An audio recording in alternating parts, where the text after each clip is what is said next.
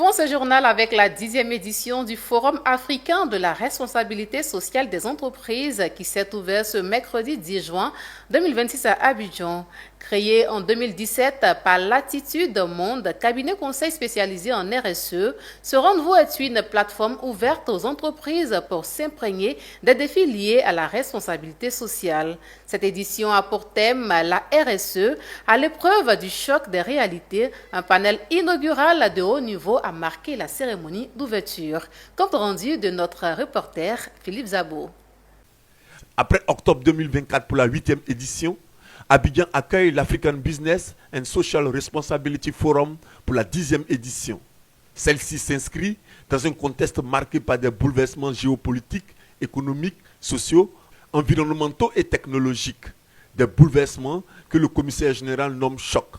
Des chocs qui doivent être pris en compte par les entreprises. Donc l'objectif, c'est de voir comment les entreprises, malgré ces chocs, insèrent la RSE dans leur gouvernance et ne pas en faire une sorte d'instrument à rabais.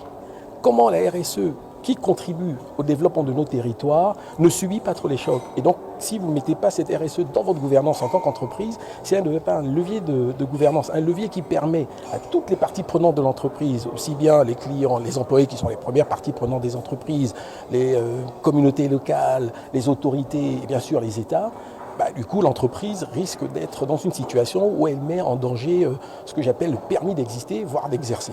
Le Strategic Talk a élargi le débat en abordant la condition féminine avec une réflexion sur réinventer l'accès des jeunes filles aux sciences pour façonner l'avenir.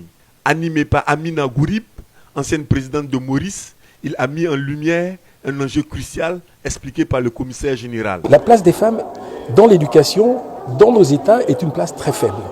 Comment, grâce à leur véhicule de responsabilité sociétale de l'entreprise, les entreprises peuvent contribuer à améliorer l'accès des jeunes filles, la présidente a parlé de jeunes filles, l'accès des jeunes filles à l'éducation et aussi aux sciences.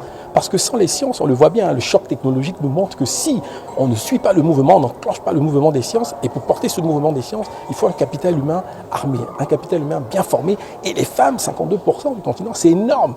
Il ne faut pas qu'on oublie que ces femmes, ces jeunes filles, ces jeunes dames, ces jeunes salariés femmes soient aussi au cœur des politiques RSE des entreprises. Depuis son lancement en 2017, l'African Business and Social Responsibility Forum a réuni plus de 500 entreprises et institutions issues de 30 pays.